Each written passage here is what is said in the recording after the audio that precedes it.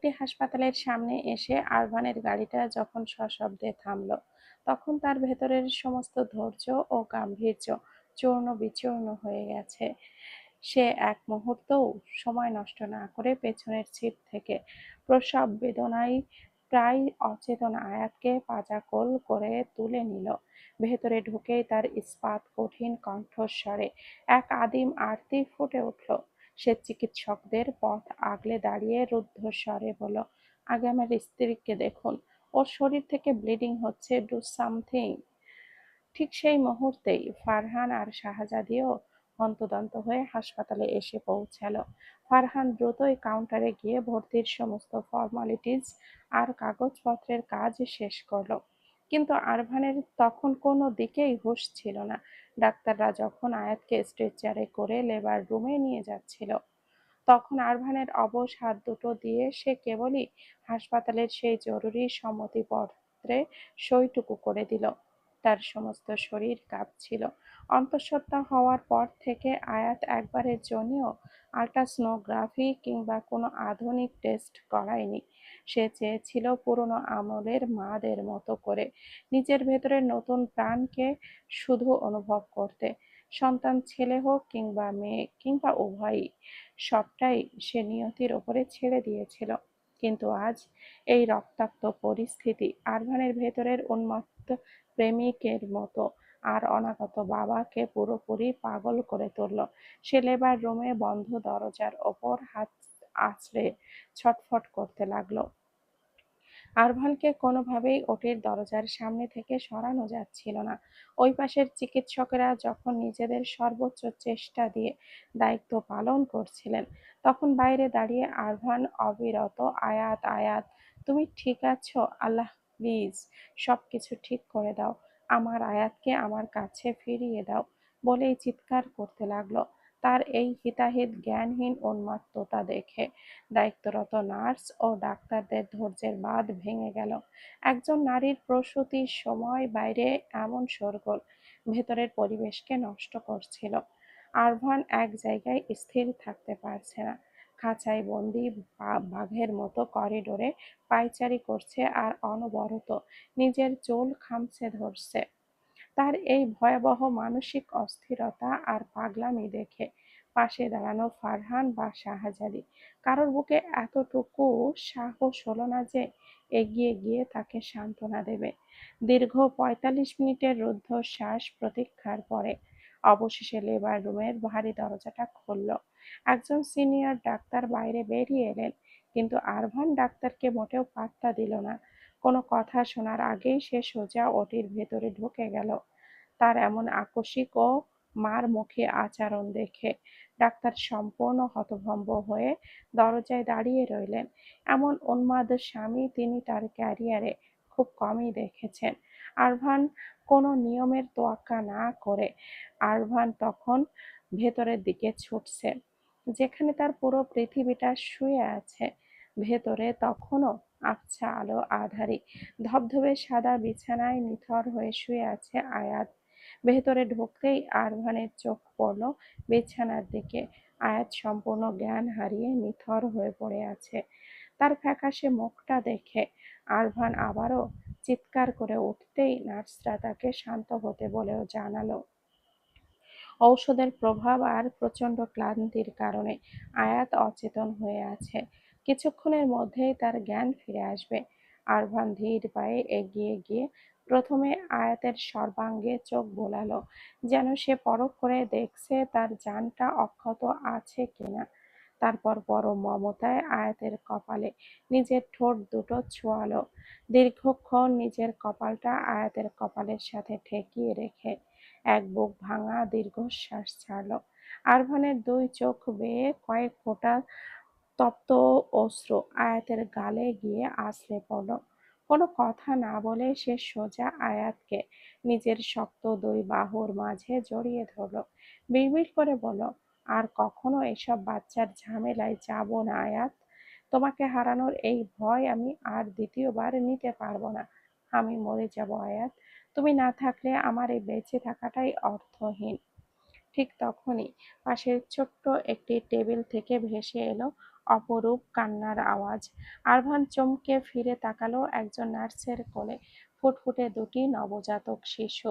হ্যাঁ, আয়াতের কোল আলো করে যমজ সন্তান এসেছে। তবে তাদের মধ্যে একটি শিশু অত্যন্ত দুর্বল এবং ওজনেও অনেক কম হওয়ায় তার শারীরিক সুরক্ষার খাতিরে তাকে তৎক্ষণাৎ বিশেষ ইনকিউবেটরে আলাদা করে রাখার ব্যবস্থা করা হয়েছিল। আরভানের ভেতরের অনুভূতিটা এক লহমায় বদলে গেল। একজন নার্স মৃদু হেসে বলেন, কংগ্রাচুলেশন মিস্টার চৌধুরী, আপনাদের যমজ কন্যা সন্তান হয়েছে। মা ও বাচ্চারা এখন পুরোপুরি সুস্থ। কিছুক্ষণের মধ্যেই আপনার স্ত্রীর জ্ঞান ফিরে আসবে। যে পুরুষ কখনো কোনো কিছুর সামনে নত হয়নি, আজ ছোট্ট প্রাণটা দেখে তার পা দুটো কাঁপতে লাগলো, কপালে জমে উঠল বিন্দু বিন্দু ঘাম। নার্স যখন একটি সুস্থ বাচ্চাকে কাপড়ে জড়িয়ে আরভানের দিকে বাড়িয়ে দিলেন, আরভান কাঁপা কাঁপা হাতে তাকে কোলে নিতে গিয়েও থেমে গেল। তার মনে হলো, এত শক্ত হাত দিয়ে সে এই তুলোর মতো নরম শরীরটাকে কিভাবে ছুঁয়ে দেবে। ফারহান তার কাঁধে হাত দিয়ে আশ্বস্ত করতেই আরভান তাকালো। ফারহান আরভানের এই আনাড়িপনা আর ভয় পাওয়া মুখ দেখে পাশ থেকে টিটকিরি মেরে হেসে উঠল। কিরে আরভান চৌধুরী, পুরো মেলবর্ন কাঁপানো ব্যবসায়ী, আজ দুটো বাচ্চার সামনে এসে এমন ভিজে বেড়াল হয়ে গেলি? কিন্তু আজ আরভান রাগলো না, কোনো প্রতিক্রিয়া দেখালো না। গভীর এক দীর্ঘশ্বাস নিয়ে কোনো রকমে কাঁপা কাঁপা হাত বাড়িয়ে অবশেষে যখন শিশুটিকে সে নিজের বুকের কাছে জড়িয়ে ধরল, বুকের মাঝে এলো অশান্ত ঝড়, যেন মুহূর্তেই শান্ত হয়ে গেল।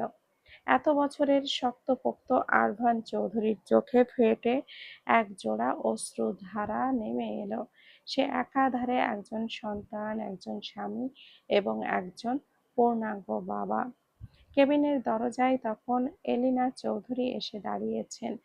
আরভান তার মায়ের দিকে তাকিয়ে চোখের পানি আর ঠোঁটের কোণের অদ্ভুত এক হাসির মিশ্রণে ভাঙা গলায় বলল, মম, দেখে যাও, এটা তো আমার মেয়ে, এটা আমার রাজকন্যা, তোমার আরভানের রাজকন্যা।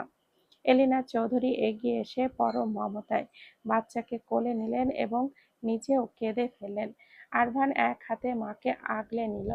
আরভান কানের কাছে তার মুখ নিয়ে এসে খুব নিচু মধুর স্বরে আজান দিল। আরভান একইভাবে ইনকিউবেটরে থাকা অপর দুর্বল সন্তানটিকে দেখার জন্য পাশের কাচের দেওয়ালের দিকে এগিয়ে গেল।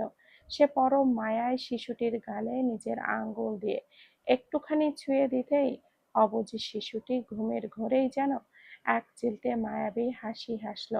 তা দেখে আরভানের ঠোঁটের কোণেও এক অপার্থিব আনন্দের হাসি ফুটে উঠল। তার কানেও আজান দিল। কিছুক্ষণ পর আয়াতের চোখের পাতা সামান্য নড়ে উঠল। তার পুরোপুরি জ্ঞান ফিরতেই আরভানের বাচ্চাদের কথা ভুলে সোজা আয়াতের শিয়রে বসে রইল। পরম মায়ায় আয়াতের কপালে ঠোঁট ডুবিয়ে একটা দীর্ঘ চুমু দিল। ঠিক তখনই আরভানের চেনা স্পর্শ আর শরীরের উষ্ণতা পেয়ে আয়াতের বুজে থাকা চোখের পাতা দুটো কেঁপে উঠল। সে খুব ধীর গতিতে চোখ মেলল। আরভানকে জড়িয়ে ধরে থাকা নিজের হাত দুটো আরো কিছুটা শক্ত করে সেই তার স্বামীকে বুকের মাঝে আশ্রয় দিয়েছিল। এই নীরব আলিঙ্গনেই যেন লুকিয়ে ছিল পৃথিবীর সমস্ত স্বস্তি। ঠিক সেই মুহূর্তেই কেবিনের দরজা খুলে দুইজন নার্স ভেতরে প্রবেশ করলো। আয়াতকে চেক করতে করতে লাগলো, তারপর বাচ্চাদেরকে কোলে নিয়ে আসলো। তাদের দুজনের কোলে দুটো ফুটফুটে নবজাতক। নার্সরা হতবাক হয়ে কিছুক্ষণ এই দম্পতির গভীর আবেগের দিকে তাকিয়ে রইল। আরভান অত্যন্ত ধীর পায়ে বাচ্চাদের দিকে এগিয়ে গেল, কিন্তু তার হাত দুটো আবারও কাঁপতে লাগলো, যেন সে ছুতে গেলেই তার সন্তানেরা ব্যথা পাবে। আয়াত বিছানায় আধ শোয়া হয়ে আরভানের এই অদ্ভুত সরলতা আর আমতা আমতা ভাব দেখছিল। এত বড় পাথর মনের মানুষটা নিজের সন্তানদের সামনে এসে কতটা নরম হয়ে গেছে। আয়াতের বুকের ভেতরটা এক অপার্থিব সুখে ভরে উঠল। তার জীবনের সবচেয়ে সার্থক আর শ্রেষ্ঠ মুহূর্ত যেন আজকেই ধরা দিয়েছে। আরভান অত্যন্ত সতর্কতার সাথে বাচ্চাদের সাথে একসাথে নিজের দুই বাহুতে তুলে নিল। তারা ধীর পায়ে আয়াতের পাশে এসে বসল। বাচ্চাদের আলতো করে আয়াতের দুই পাশে শুইয়ে দিয়ে সে প্রথমে সন্তানদের কপালে দুটি আলতো চুমু খেলো। এরপর আয়াতের চোখের দিকে তাকিয়ে তার কপালের গভীরে এক ভালোবাসার চুম্বন এঁকে দিয়ে রুদ্ধ কণ্ঠে বলল, ধন্যবাদ আয়াত, আমাকে একটা পূর্ণাঙ্গ পরিবার দেওয়ার জন্য। তোমাকে অসংখ্য ধন্যবাদ। আমার মায়াবতী। দেখতে দেখতে 4টে দিন পার হয়ে গেল। হাসপাতালের সমস্ত নিয়মের বেড়াজাল পেরিয়ে আয়াত আর নবজাতকদেরকে নিয়ে আরভান নিজের চেনা নীড়ে ফিরে এলো। 4 দিনের ছোট্ট দুটো প্রাণ এখন পুরো বাড়িটাকে এক অপার্থিব মায়ায় আচ্ছন্ন করে রেখেছে। আরভান বাচ্চাদের নাম রাখলো আনায়া চৌধুরী আর আয়রা চৌধুরী। আরভান নিজেই তার সন্তানদের খেয়াল রাখতে শুরু করে, ইনকিউবেটর থেকে বাচ্চাদেরকে পরিষ্কার পরিষ্কার রাখা থেকে শুরু করে সব। আয়াত তা বসে বসে শুধু দেখছে। অথচ এই মানুষটি বলেছিল সে বাচ্চা চায় না। কথাটা ভাবতেই আয়াতের ঠোঁট জুড়ে ফুটে ওঠে বিস্তর হাসি। সময় যেন তার আপন গতিতে চলে। দেখতে দেখতে আরো একটি মাস পার হয়ে গেল। আরভানের এখন 24 ঘন্টার একমাত্র কাজ হলো নিজের এই দুটি কন্যা সন্তানকে চোখের সামনে আগলে রাখা। এই দুটি মেয়ে যেন তার বুকের ভেতরে জ্যান্ত হয়ে থাকা দুটি জান্নাতের টুকরো। আরভান অফিসের সমস্ত ফাইলপত্র, ল্যাপটপ সব ঘরের এক কোণে ফেলে রেখেছে। আয়াত এই সব নিয়ে চরম অতিষ্ঠ। সে গত রাতে অনেক বুঝিয়েছে, কড়া শাসন করে আরভানকে রাজিও করিয়েছে যে আজ সকাল সকাল তাকে অবশ্যই অফিসে যেতে হবে। আরভানও বাধ্য ছেলের মতো রাজি হয়েছিল। কিন্তু সকাল হতেই দেখা গেল অন্য দৃশ্য। আরভান অফিসের পোশাক পরা তো দূর, সে অফিসে যাওয়ার কথা পুরোপুরি ভুলে গিয়েছে। সকালবেলা বিছানার সামনে কার্পেটে বসে সে খালি গায়ে বুক ডন দিচ্ছে, আর বিছানার মাঝখানে শুয়ে আছে তার 1 মাসের পুচকে আহ্লাদী মেয়ে আয়রা। এই 1 মাসে আয়রা তার বাবাকে বেশ চিনে গেছে। সে তার বাবার চোখের মণি। পাশে আনায়া শান্তশিষ্টভাবে ঘুমিয়ে আছে। সে খুব একটা কাঁদে না, একদম শান্ত একটা মেয়ে। কিন্তু এই আয়রাটা হয়েছে একদম তার বাবার মতো জেদি। সারাক্ষণ আয়াতকে জ্বালিয়ে মারে, অথচ বাবার সামনে এলেই শান্ত। আয়রা তার বাবার এই ওঠানামা করাটা শরীর দেখে কৌতূহল হয়ে তাকানোর আপ্রাণ চেষ্টা করছে। সে যেন বোঝার চেষ্টা করছে তার বাবা এই সাত সকালে কি কসরত করছে। আরভান ডন দিতে দিতেই মেয়ের এই অনুকরণ করার চেষ্টা করে দেখে, খিলখিল করে হেসে উঠল। তারপর ডন দেওয়া বন্ধ করে সে হুট করেই আয়রাকে এক ঝটকায় উপুড় হয়ে নিজের বুকের মাঝে জড়িয়ে ধরে উপুড় হয়ে শুয়ে পড়ল। মেয়ের তুলতুলে গালে নিজের হালকা দাড়িওয়ালা গালটা একটু ছোঁয়াতেই আয়রা খিলখিল করে হেসে উঠল। মেয়ের সেই নিষ্পাপ হাসিতে আরভানও তার নরম গালে চুমুর বন্যা বইয়ে দিল এবং আধো আধো স্বরে মেয়ের সাথে কথা বলতে মজে গেল। আরভান গম্ভীর অথচ পরম আদিক্ষেতা মাখানো স্বরে বলল, এই যে আমার আম্মা, বাবার এক্সারসাইজ করা দেখেছেন। বড় হয়ে তোমাকেও কিন্তু তোমার বাবার মতো স্ট্রং হতে হবে, বুঝলে? আয়াতের পায়ের আওয়াজ পেয়ে আরভান সেই দিকে পাত্তা দিল না। সে মেয়ের বুড়ো আঙ্গুলটা নিজের হাতের মুঠোয় নিয়ে আদর করতে ব্যস্ত। আয়াত দরজায় দাঁড়িয়ে এই দৃশ্য দেখে নিজের মাথায় হাত দিল। ঘরের এই হুলুস্থুলুস কাণ্ড আর আরভানের বাচ্চাদের মতো পাগলামি দেখে সে ক্ষণিকের জন্য স্তব্ধ হয়ে গেল। এই রাগী, গম্ভীর আর নিষ্ঠুর পুরুষটা যে নিজের বাচ্চার সামনে এসে এমন এক আস্ত পাগল আর বাচ্চা মানুষ হয়ে যাবে, তা কেউ কোনো দিনও ভাবতে পেরেছিল? মোটেও না। আয়া তার নিজের রাগ চেপে রাখতে পারল না। সে কোমরে হাত দিয়ে দরজায় দাঁড়িয়ে সজোরে চিৎকার দিয়ে উঠল, আরভান! আয়াতের সেই বজ্র কণ্ঠের চিৎকারে আরভান ধড়ফড় করে সোজা হয়ে দাঁড়িয়ে পড়ল। ইদানিং তার এই নরম সরম লক্ষ্মী বউটা বড্ড রাগী হয়ে উঠেছে। কথায় কথায় রেগে যায়, চিল্লাপিল্লা করে বাড়ি মাথায় তোলে, আর যখন তখন চোখ রাঙিয়ে ঝাড়ি দেয় পুরো মেলবর্নের বিজনেস ম্যাগনেটরা, যার ভয়ে কাঁপে। এই এক ফুটের মেয়ে মায়াবতী বউটাকে সে আজকাল দস্তুর মতো ভয় পায়। আয়াত কোমরে দুই হাত দিয়ে একদম কড়া শিক্ষকের মতো দাঁড়িয়ে রাগী স্বরে বলল, আপনি কি আজও অফিসে যাবেন না আরভান? আরভান শুকনো একটা ঢোক গেল। বিছানায় শুয়ে থাকা আয়রার দিকে একবার অসহায় দৃষ্টিতে তাকিয়ে সাহায্য চাইল। কিন্তু পুচকে মেয়ে তো আর বাবাকে উদ্ধার করতে পারবে না। কিন্তু আয়রা তখন নিজের হাত পা ছাড়াতে ছাড়াতে ব্যস্ত। সে আমতা আমতা করে বলল, যাচ্ছি তো আয়াত, এত রাগ করার কি আছে বলো তো? বলে সে একটু পা টিপে টিপে আয়াতের একদম কাছাকাছি এসে দাঁড়ালো। অফিসে যাওয়াটা কিভাবে আজকের মতো ক্যান্সেল করা যায়, তার শেষ চেষ্টা হিসাবে আয়াতের কোমরে আলতো করে দু হাত জড়িয়ে একটু নরম সুরে বলল, মিসেস, অনেক দিন তো হলো, তোমাকে একটু ভালো করে। তার কথা শেষ হওয়ার আগেই আয়াত আরমানের বুকে হাত দিয়ে ঠেলে সরিয়ে দিল। চোখ বড় বড় করে বলল, আপনি আমার সাথে মোটেও চাবলামি করবেন না আরফান, তাড়াতাড়ি গিয়ে রেডি হন, আমি নিচে খাবার দিচ্ছি। আরফান এবার ক্ষুণ্ণ চোখে তাকিয়ে আয়াতের আরো কাছে এসে তার পথ আগলে দাঁড়ালো। তার সেই গভীর মাদকতার চোখে এক চিলতে দুষ্টুমি ফুটিয়ে বলল, অফিস তো রোজই থাকে আয়াত, কিন্তু এক দু মাসের দুটো ফুটফুটে বাচ্চার এই রূপবান বাবাটাকে একটু আদর করার সময় কি তোমার হবে না?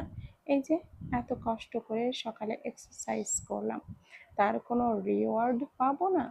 আয়া ঠোঁট ঠোঁট উল্টে বলল, হুম, একদম না, রিওয়ার্ড পরে হবে, আগে কাজে যান। ১ মাস ধরে ফারহান ভাইয়া একা হাতে সব সামলাচ্ছেন, আপনার কি বিন্দুমাত্র দয়া হয় না ওনার ওপর? ওর ওপর দয়া দেখাবো না কেন? ও কি আমার হবু?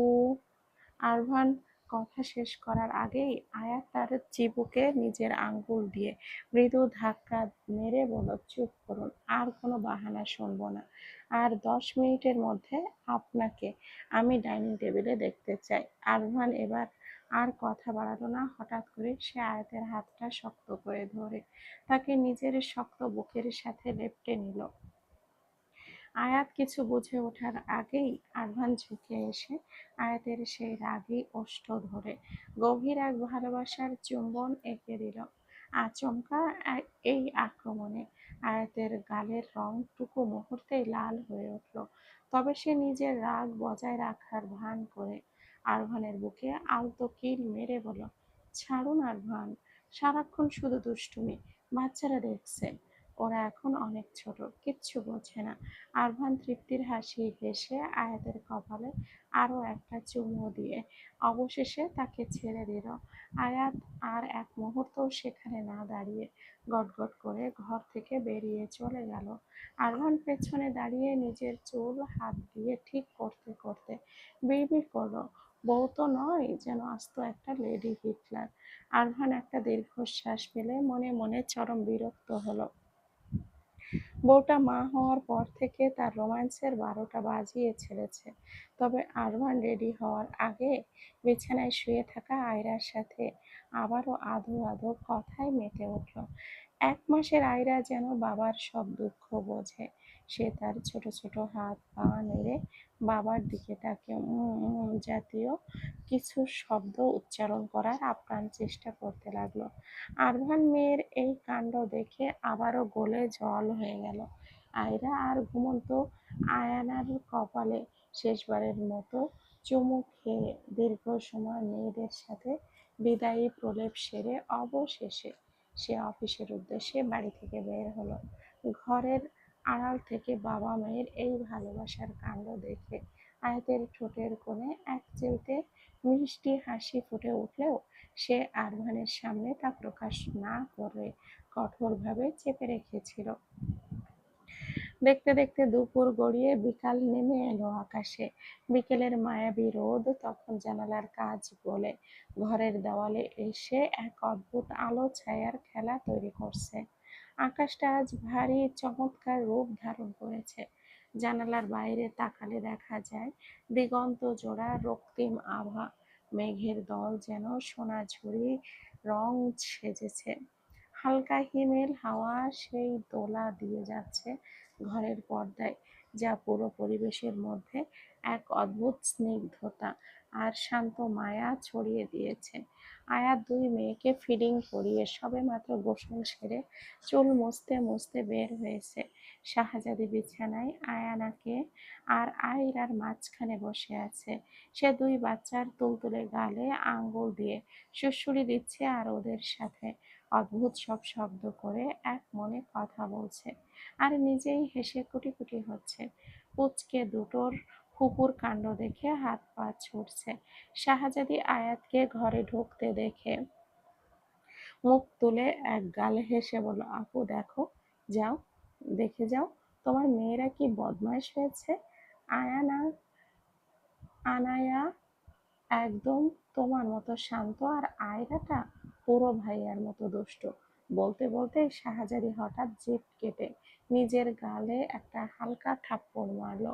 উফ, সরি, ভুলেই গিয়েছিলাম, তুমি তো এখন আমার ভাবিও হও।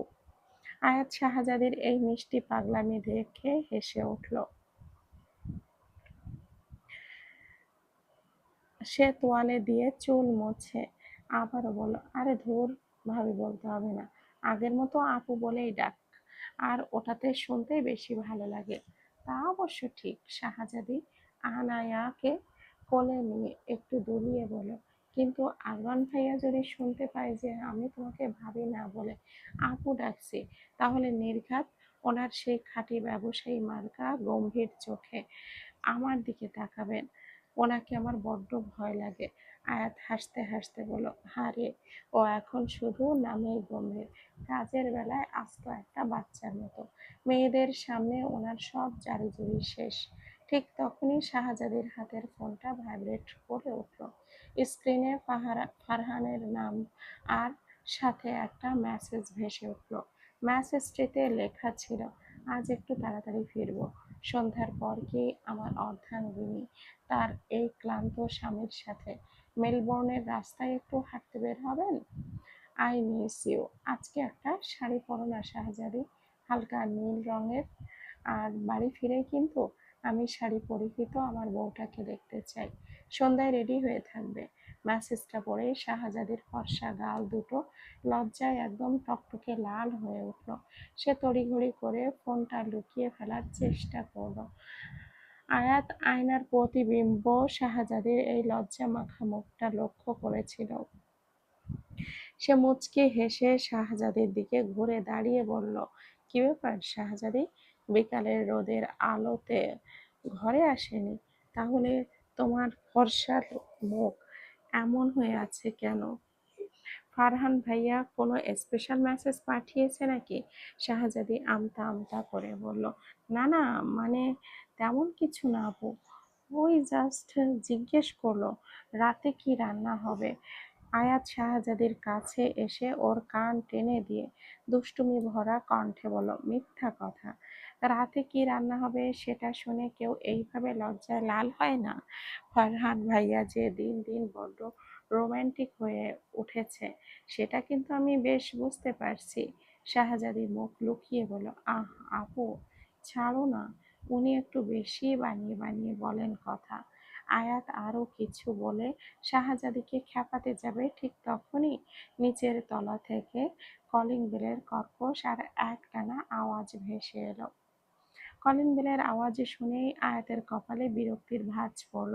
তার রাগ এবার তিরতির করে বাড়তে লাগলো। সে দেওয়াল ঘড়ির দিকে তাকিয়ে দেখল মাত্র বিকাল 4টে বাজে। সে নিশ্চিত এটা আরভান ছাড়া আর কেউ হতেই পারে না। লোকটা অফিসে যেতে পারল না। কয়েক ঘন্টা কাটতে না কাটতেই আবারও কাজ ফেলে বাড়িতে ফিরে এসেছে। আয়াত হাতের তোয়ালেটা বিছানায় ছুঁড়ে মেরে রাগত স্বরে বলল, আজকে এই লোকের সাথে আমার একটা এসপার ওসপার কিছু হবেই। অফিসে না গিয়ে সারাক্ষণ যদি এইভাবে বাচ্চাদের আঁচল ধরে বসে থাকে তবে তো চলবে না। সে ওইভাবেই ভেজা চুলে রাগ চড়চড় করে মাথায় নিয়ে গটগট করে নিচে নেমে গেল। মনে মনে আরভানকে দেওয়ার জন্য এক গাদা ঝাড়ি রেডি করে সজোরে সদর দরজা খুলে দিল। কিন্তু দরজাটা খুলতেই আয়াতের ভেতরের সমস্ত রাগ এক নিমেষে কর্পূরের মতো উবে গেল। তার মুখের সমস্ত কথা গলার ভেতরে আটকে গেল। রাগের সেই চাদর ভেদ করে তার সারা শরীরে এক তীব্র বিস্ময় আর হিম শীতল ভয় এসে জেঁকে বসল। ভয়ে তার হাত পা কাঁপতে শুরু করলো। সামনে আরভান দাঁড়িয়ে নেই, দরজার ওই পাশে দাঁড়িয়ে আছে